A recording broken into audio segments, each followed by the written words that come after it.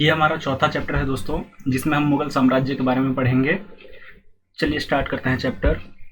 मध्यकाल में किसी भी शासक के लिए भारतीय उपमहाद्वीप जैसे बड़े क्षेत्र पर, जहां लोगों एवं संस्कृतियों में इतनी अधिक विविधताएं हों, शासन कर पाना एक अत्यंत ही कठिन कार्य था।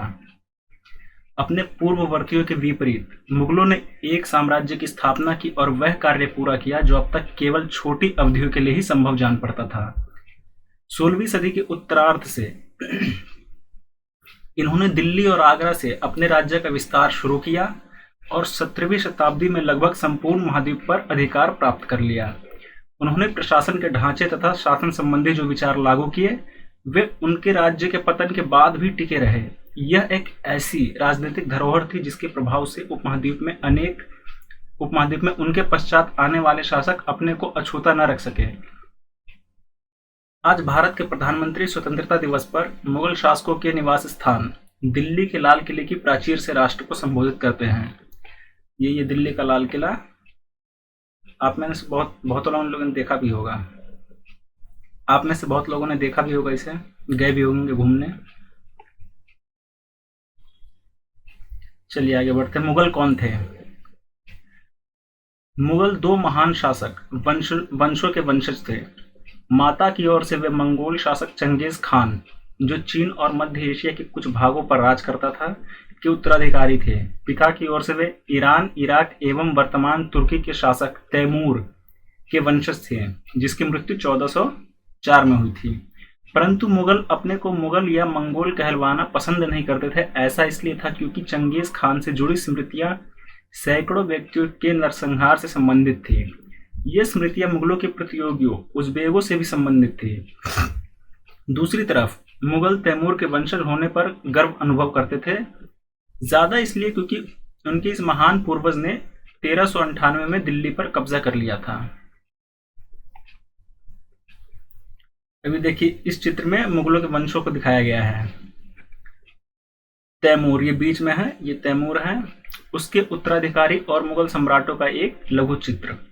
मध्य में तैमूर है और उसके दाहिने और उसका पुत्र मीरन शाह, और उसके बाद अबू सैद बाबर के दादा। तैमूर की बाईं ओर सुल्तान मोहम्मद मिर्जा बाबर के परदादा और उमर शेख है।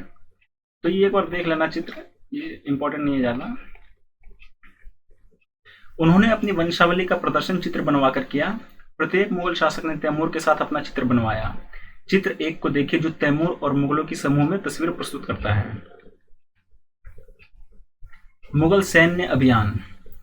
प्रथम मुगल शासक बाबर 1526 से 30 इसका शासनकाल था। जब 1494 में फरगाना राज्य का उत्तराधिकारी प्राप्त किया तो उसकी उम्र केवल 12 वर्ष थी। किसकी? बाबर की। मंगोलों की दूसरी शाखा उज़्बेकों के आक्रमण के कारण उसे अपनी पैतृक गद्दी छोड़नी पड़ी।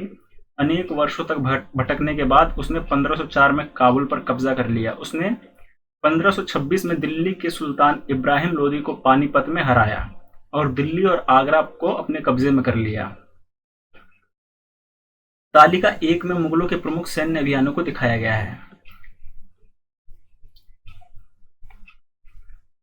ये इंपॉर्टेंट नहीं है, चलिए आगे बढ़ते हैं। युद्ध में प्रयोग होने वाले बारूद की तकनीक भारत में 14वीं शताब्दी में लाई गई। आग्नेयास्त्रों के लिए इसका प्रयोग सबसे पहले गुजरात, मालवा और दक्कन जैसे प्रदेशों में हुआ एवं आरंभिक 16वीं सदी में बाबर द्वारा इसका प्रयोग किया गया।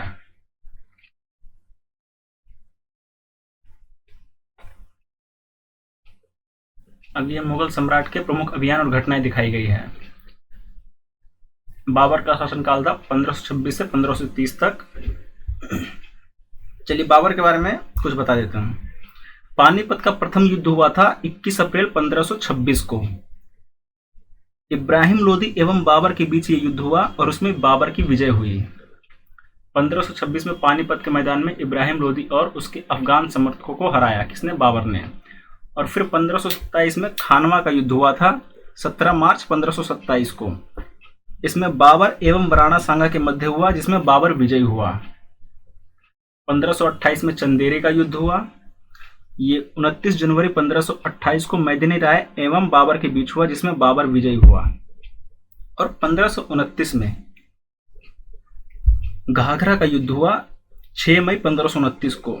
इसमें अफगानी एवं बाबर के मध्य युद्ध हुआ जिसमें बाबर विजयी हुआ। ये हुमायूं 1530 से 1540 और 1555 से 1556। हुमायूं ने अपने पिता की वसीयत के अनुसार जायदाद का बंटवारा किया। प्रत्येक भाई को एक प्रांत मिला। उसके भाई मिर्जा कामरान की महत्वाकांक्षाओं के कारण हुमायूं अपने अफगान प्रतिद्वंदियों के सामने फीका पड़ गया। शेर खान ने हुमायूं को 2 बार हराया, 1539 में चौसा में और 1540 में कन्नौज में। इन पराजयों ने उसे ईरान की ओर भागने को बाध्य किया। ईरान में हुमायूं ने सफाविद शाह की मदद ली। उसने 1555 में दिल्ली पर पुनः कब्जा कर लिया, परंतु उससे अगले वर्ष इस इमारत में एक दुर्घटना में उसकी मृत्यु हो गई। आगे बढ़ते अकबर 1556 से 1605। 13 वर्ष की अल्पायु में अकबर सम्राट बना। उसके शासनकाल को 3 अवधियों में विभाजित किया जा सकता है। 1556 और 1570 के बीच अकबर अपने संरक्षक बैरम खां और अपने घरेलू कर्मचारियों से स्वतंत्र हो गया। उसने सूरी और अन्य अफगानों, निकटवर्ती राज्यों मालवा और गोंडवाना तथा अपने सौतेले भाई मिर्जा हाकिम और उज़्बेकों के विद्रोह को दबाने के लिए सैन्य अभियान चलाए। 1568 में सिसोदियों की राजधानी चित्तौड़ और 1569 में रणथंभौर पर कब्जा कर लिया और 1570 और 1585 के बीच गुजरात के विरुद्ध सैनिक अभियान हुए। इन अभियानों के पश्चात उसने पूर्व में बिहार, बंगाल और उड़ीसा में अभियान चलाए, जिन्हें 1579-80 में मिर्जा हाकिम के पक्ष में हुए विद्रोह ने और जटिल कर दिया। और तीसरा 1585 से 1605 के बीच अकबर के साम्राज्य का विस्तार हुआ। उत्तर पश्चिम में अभियान चलाए गए, सफाविदों को हराकर कांधार पर कब्जा किया गया और कश्मीर को भी जोड़ लिया गया। मिर्जा हाकिम की मृत्यु के पश्चात काबुल को भी उसने अपने राज्य में मिला लिया। दक्कन में अभियानों की शुरुआत हुई और बरार, खानदेश और अहमदनगर के कुछ हिस्सों को भी उसने अपने राज्य में मिला लिया। अपने शासन के अंतिम वर्षों में अकबर की सत्ता राजकुमार सलीम के विद्रोह के कारण लड़खड़ाई। यही सलीम आगे चलकर सम्राट जहांगीर कहलाया। जहांगीर 1605 से 1627। जहांगीर ने अकबर के सैन्य अभियानों को आगे बढ़ाया। मेवाड़ के सिसोदिया शासक अमर सिंह ने मुगलों की सेवा स्वीकार की। इसके बाद सिखों, अहोमों और अहमदनगर के खिलाफ अभियान चलाए जो पूर्णतः सफल नहीं हुए। जहांगीर के शासन के अंतिम वर्षों में राजकुमार खुर्रम, जो बाद में सम्राट शाहजहां कहलाया, ने विद्रोह किया। जहांगीर की पत्नी नूरजहां ने शाहजहां को हाशिए पर धकेलने के प्रयास किए जो असफल रहे। अब आते हैं शाहजहां पे 1627 से 1658 के बीच। दक्कन में शाहजहां के अभियान जारी रहे। अफगान अभिजात खान जहान लोदी ने विद्रोह किया और वह पराजित हुआ। अहमदनगर के विरुद्ध अभियान हुआ जिसमें बुंदेलों की हार हुई और ओरछा पर कब्जा कर लिया गया। उत्तर पश्चिम में बल्ख पर कब्जा करने के लिए उज़्बेकों के विरुद्ध अभियान हुआ जो असफल रहा। परिणाम स्वरूप कांधार सफाविदों के हाथ में चला गया। 1632 में अंततः अहमदनगर को मुगलों के राज्य में मिला लिया गया और बीजापुर की सेनाओं ने सुलह के लिए निवेदन किया। 1657-58 में शाहजहां के पुत्रों के बीच उत्तराधिकारी को लेकर झगड़ा शुरू हो गया। इसमें औरंगजेब की विजय हुई और दारा शिकोह समेत उसके तीनों भाइयों को मौत के घाट उतार दिया गया। शाहजहां को उसकी शेष जिंदगी के लिए आगरा में कैद कर दिया गया। अब बात करते हैं औरंगजेब की 1658 से 1707। 1663 में उत्तर पूर्व में अहोमों की पराजय हुई, परंतु उन्होंने 1680 में पुनः विद्रोह कर लिया। उत्तर पश्चिम में यूसुफजई और सिखों के विरुद्ध अभियानों को अस्थायी सफलता मिली। मारवाड़ के राठौड़ राजपूतों ने मुगलों के खिलाफ विद्रोह किया। इसका कारण था उनकी आंतरिक राजनीति और उत्तराधिकारी के मसलों में मुगलों का हस्तक्षेप। मराठा सरदार शिवाजी के विरुद्ध मुगल अभियान प्रारंभ करने में सफल रहे, परंतु औरंगजेब ने शिवाजी का अपमान किया और शिवाजी आगरा स्थित मुगल कैदखाने से भाग निकले। उन्होंने अपने को स्वतंत्र शासक घोषित करने के पश्चात मुगलों के विरुद्ध पुनः अभियान चलाए। राजकुमार अकबर ने औरंगजेब के विरुद्ध विद्रोह किया जिसमें उसे मराठों और दक्कन की सल्तनत का सहयोग मिला। अंततः वह सफाविद ईरान भाग गया। अकबर के विद्रोह के पश्चात औरंगजेब ने दक्कन के शासकों के विरुद्ध सेनाएं भेजी। 1685 में बीजापुर और 1687 में गोलकुंडा को मुगलों ने अपने राज्य में मिला लिया। 1698 में औरंगजेब ने दक्कन में मराठों जो छापामार पद्धति का उपयोग कर रहे थे के विरुद्ध अभियान का प्रबंध स्वयं किया। औरंगजेब को उत्तर भारत में सिखों, जाटों और सतनामियों, उत्तर पूर्व में अहोमों और दक्कन में मराठों के विद्रोहों का सामना करना पड़ा। उसकी मृत्यु के पश्चात उत्तराधिकारी के लिए युद्ध शुरू हो गया।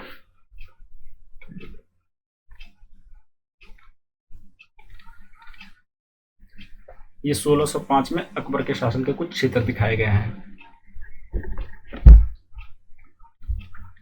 ये आप देख लेना। कश्मीर भी इसमें, काबुल, कंधार, सिंध, गुजरात,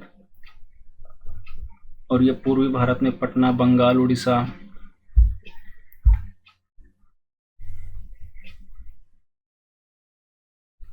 उत्तराधिकारी की मुगल परंपराएं। मुगल ज्येष्ठाधिकार के नियम में विश्वास नहीं करते थे, जिसमें ज्येष्ठ पुत्र अपने पिता के राज्य का उत्तराधिकारी होता था, मतलब कि बड़ा पुत्र।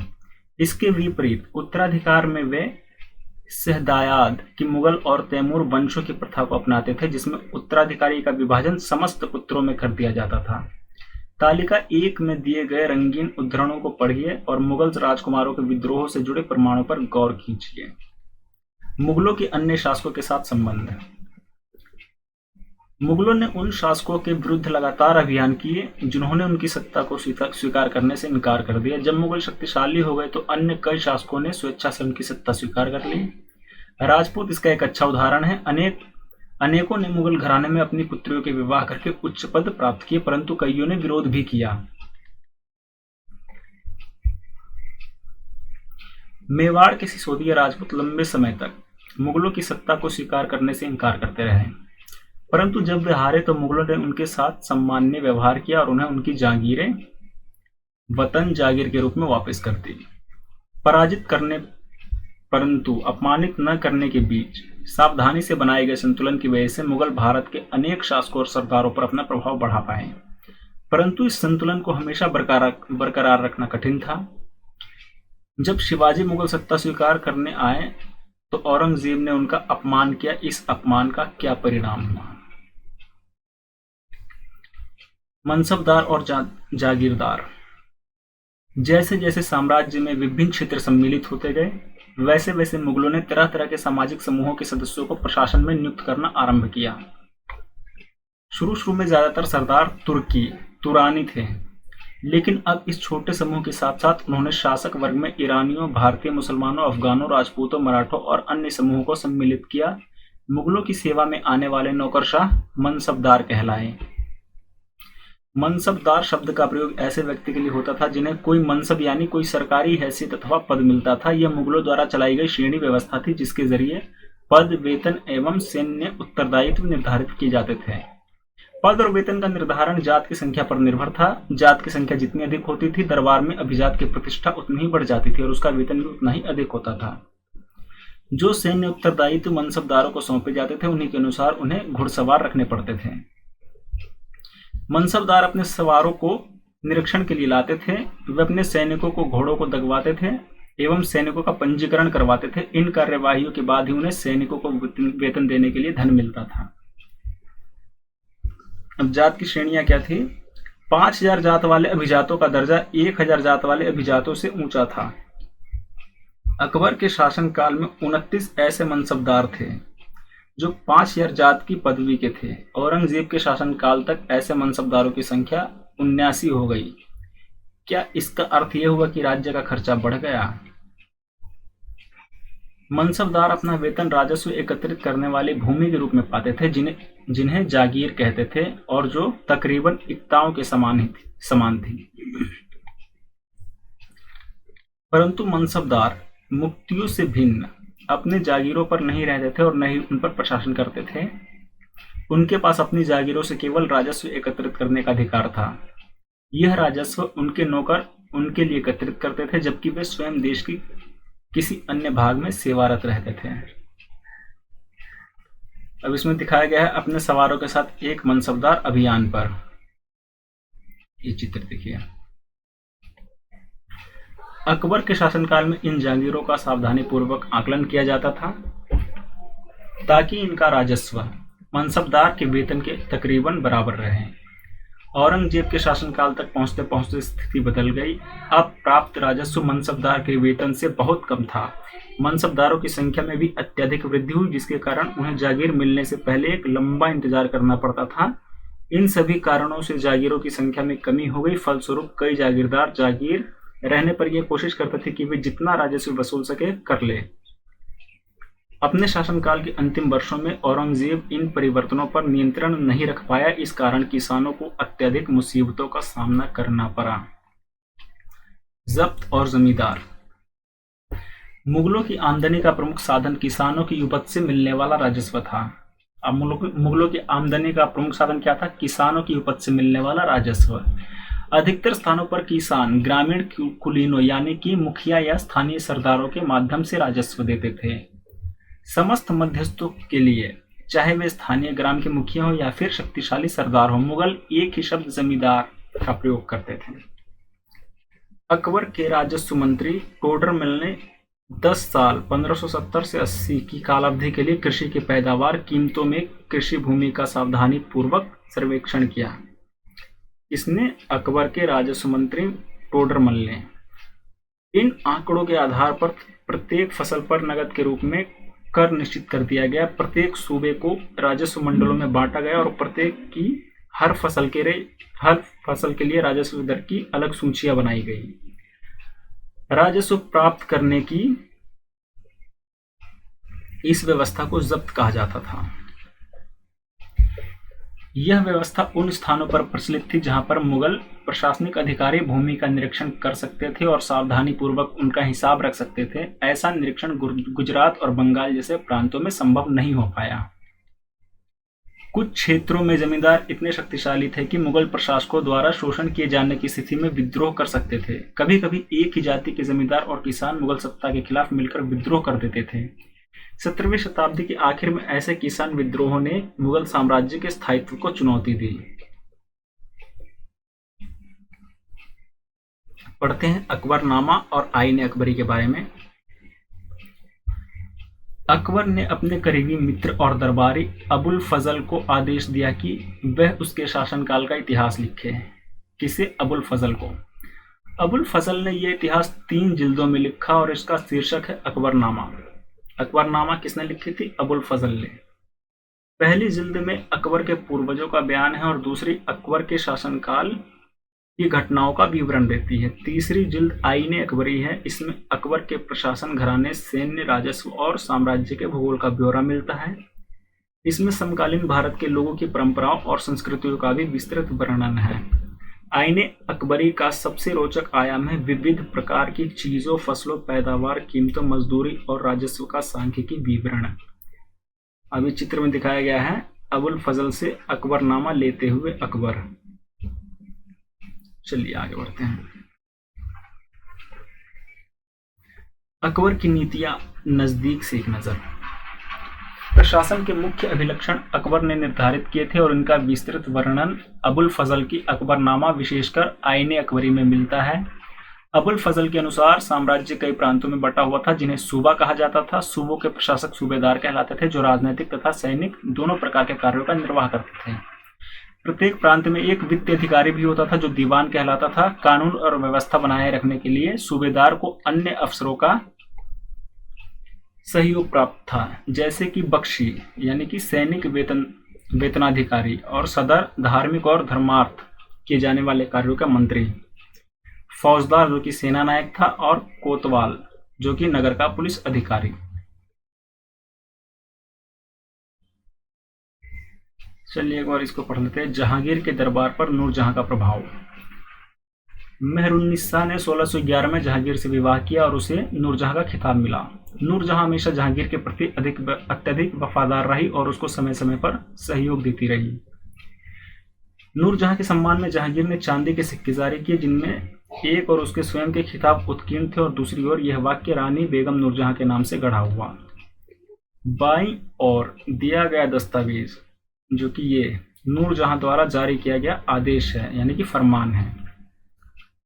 चौकोर मोहर बताती है उद्दात और महान महारानी नूरजहां बादशाह बेगम का आदेश गोल मोहर के अनुसार शाह जहांगीर अपने प्रताप से महारानी चंद्रमा जैसी वैभवशाली बन गई। हम कामना करते हैं कि नूरजहां बादशाह इस युग की सर्वोत्तम महिला बने।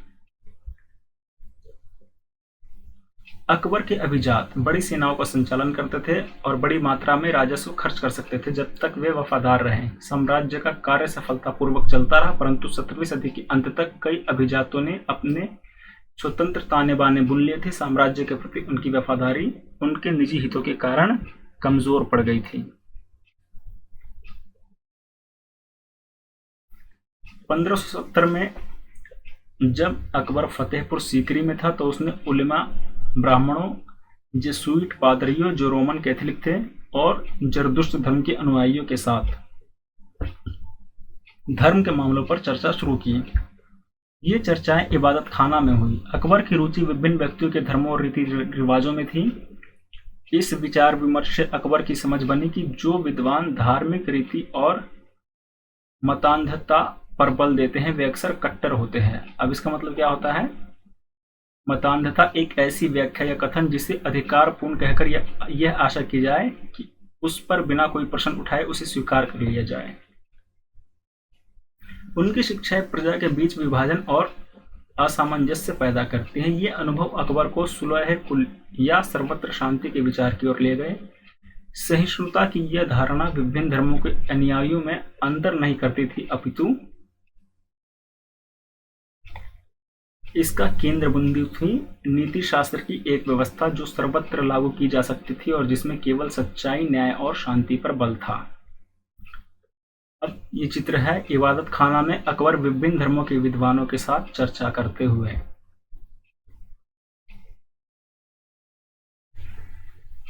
अबुल फजल ने सुलह कुल के इस विचार पर आधारित शासन दृष्टि बनाने में अकबर की मदद की। शासन के इस सिद्धांत को जहांगीर और शाहजहां ने भी अपनाया।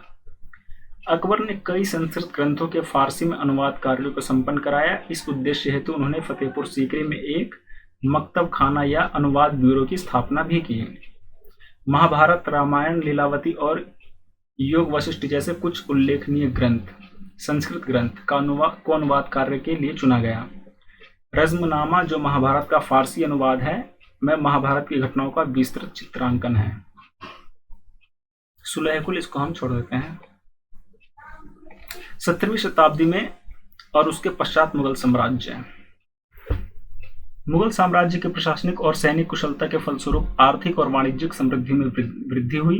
विदेशी यात्रियों ने इसे वैसा ही धनी देश बताया जैसा कि किस्से कहानी में वर्णित तो होता रहा है, परंतु यही यात्री इसी प्रचुरता के साथ मिलने वाली दरिद्रता को देखकर विस्मित रह गए। सामाजिक असमानताएं साफ दिखाई पड़ती थी।